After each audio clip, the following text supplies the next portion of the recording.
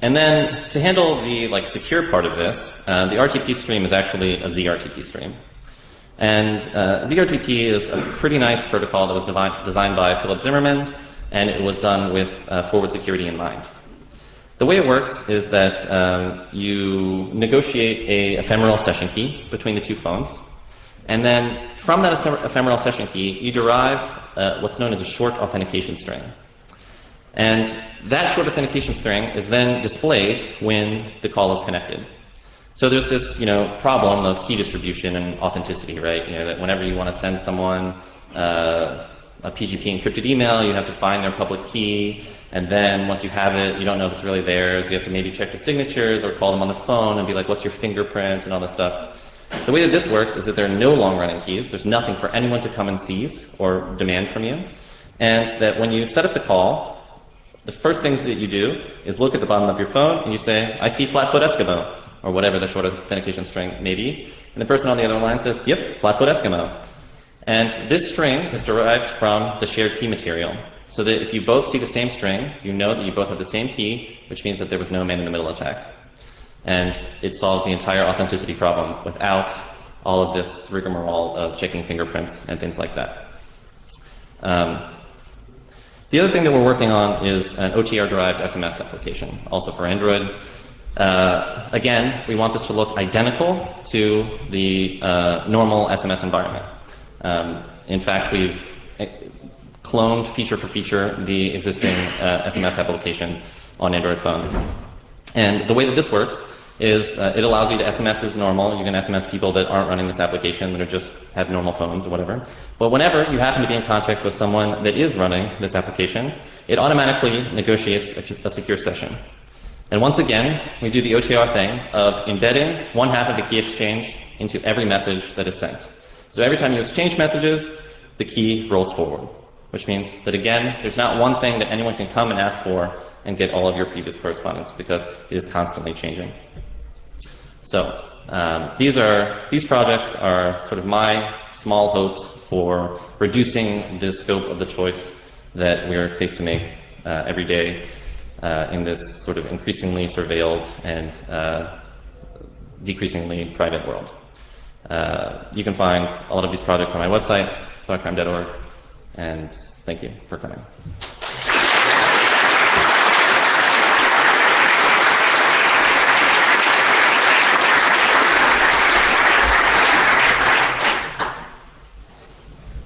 And I can answer any questions anyone might have.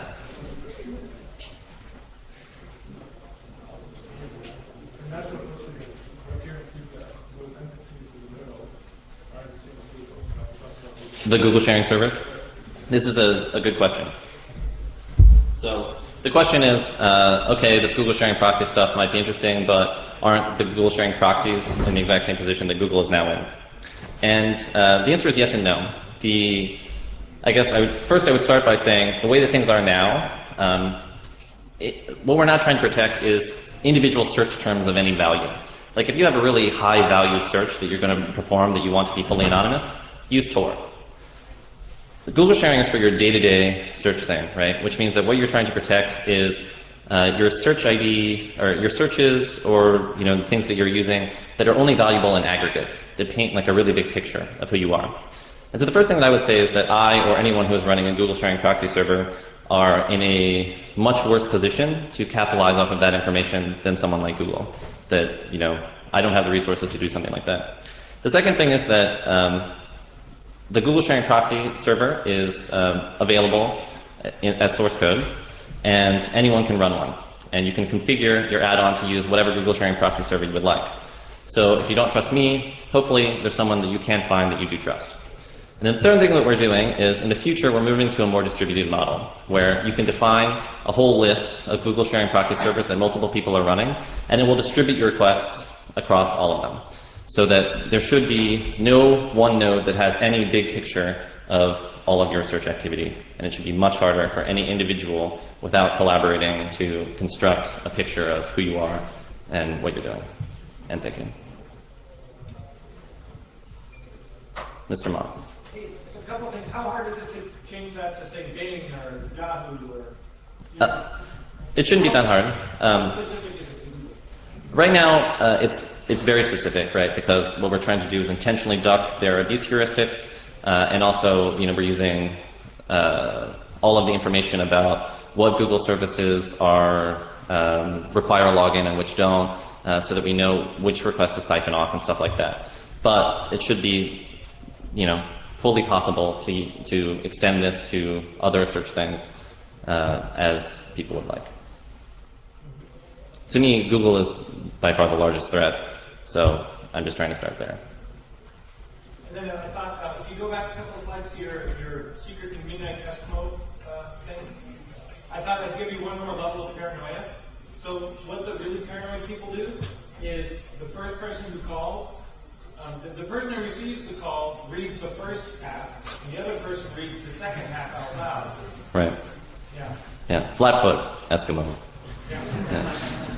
So you can tell Yeah. if somebody is, Right. really.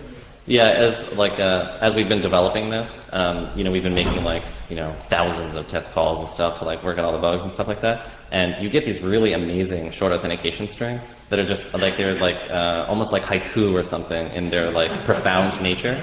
You'll be late at night or whatever, trying to get this thing to work, and then we'll get a short authentication string. And you're just man, that's just genius. You got to keep this call. Or, So what products do you know that use for email? I know there's OTR for some chat clients and there's OTR Right. for some... Right now, I think OTR for chat is the only place that I've seen this. And what I would like to see is, and it seems like that is definitely where the developers of OTR have focused all of their energy. And they don't have unlimited time, and they're doing a really good job in the chat environment. And I would just like to see people now extending this OTR concept into other spaces, into email, into SMS, into all of our communication. Yeah. With OTR, did you have problems with archiving? Sure. That if you choose to archive things, and this is maybe one of the reasons that people haven't immediately done this with email, just because people keep email around for a long time, it tends to be, what you have to do is re-encrypt it with a local key or something like that if you intend to keep it around. But the nice thing about OTR is that it gives you the option to delete something, right? With PGP, even if you're deleting your email as it comes in, or if you use the BGP model for SMS, even if you were deleting that as it came in, it's really not very unrealistic to assume at this point that there's someone who's just capturing all traffic everywhere and can at any point go back and reconstruct what happened on the wire after they've confiscated your key. We know that some people are doing that, like the NSA at the AT&T WorldCom facility.